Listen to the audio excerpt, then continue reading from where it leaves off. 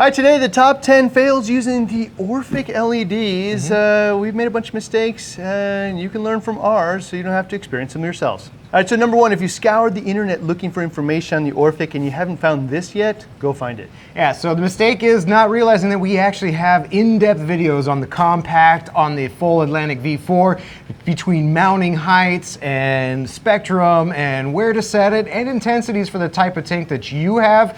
The information exists. If you want a 20-minute long video that really shows you all the performance aspects, share exactly how to use it, this is it. So number two, I bet you a lot of people have been frustrated by this one. Yeah, so don't make the mistake of not buying a gateway with your LED, with your Orphek, whether it's the compact version or the full Atlantic V4. You cannot control it outside of having the gateway, so pick it up as part of your purchase.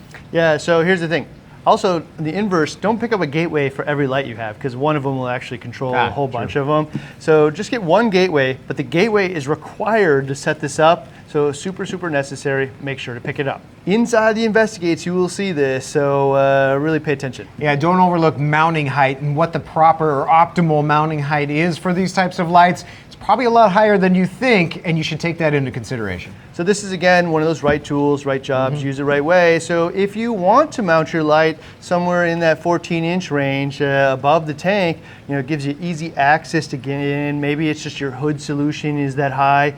This is actually one of the best options out there, you know, if you really want to mount your lights high and have that types of access. All right, so number four, there's actually two of these lights. There's the full model and the compact, but which one should I use? Yeah, so mistake number four is not knowing when the compact is the right tool. And again, something we cover in depth on the Investigates video, but in reality, you're thinking like one of these on like a 24 by 24 inch cube for LPS, mixed tanks, what have you.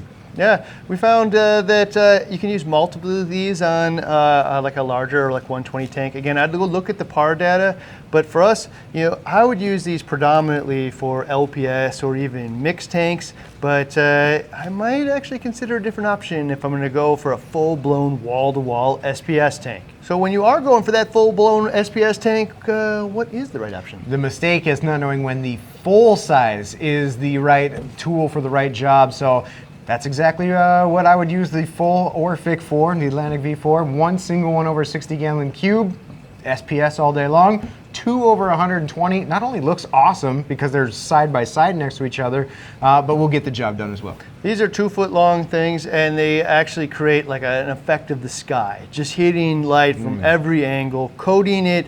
Shadowing is no longer an issue. We've seen it in Sean's tank where he effectively did create the sky over a 2,000-gallon aquarium.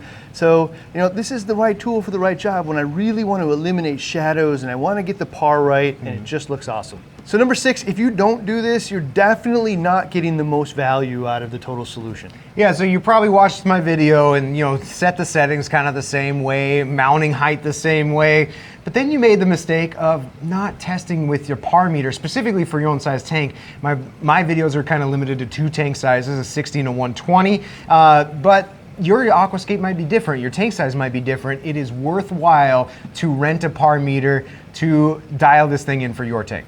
So if you lose one coral, then the cost of the PAR meter rental was totally negated, trying to avoid that. If you lose more than one, if you're not getting the growth that you want, you're not getting the coloration you want, if you spent thousands of dollars on lights and then you didn't take the effort to tune it to the application, a total miss. We can do better. Number 7, even looks good, but it isn't always the right solution. Yeah, don't make the mistake of spacing them over your tank just in even eye-pleasing increments, because a lot of time you're just not doing yourself, your tank the justice of getting the most optimal spread possible.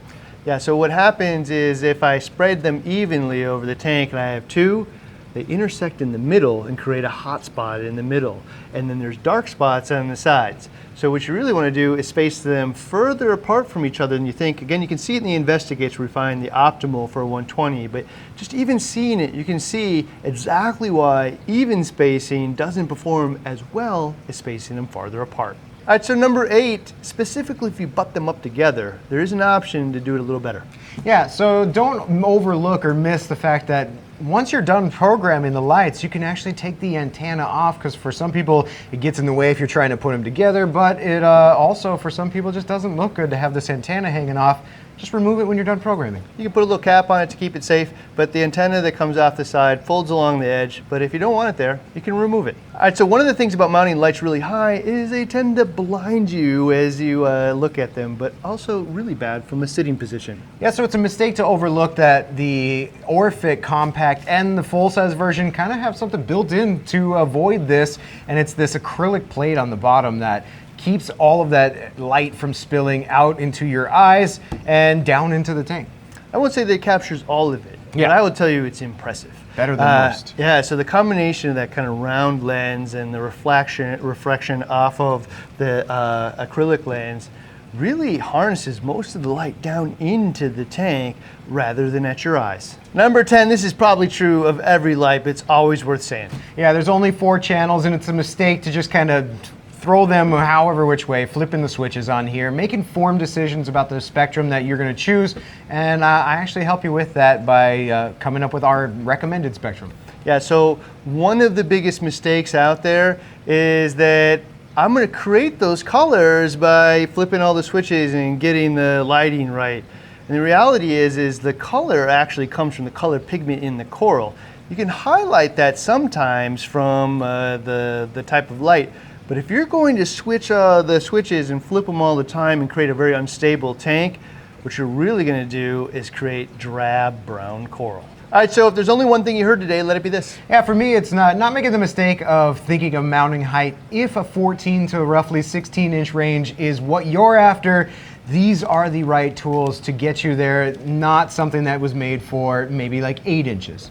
All right, the thing for me is if you're considering this lighting solution for your reef tank, if you haven't watched Randy's video right here, total mistake. And if you want to learn more about both of these over on the BRS site, you can find it right here.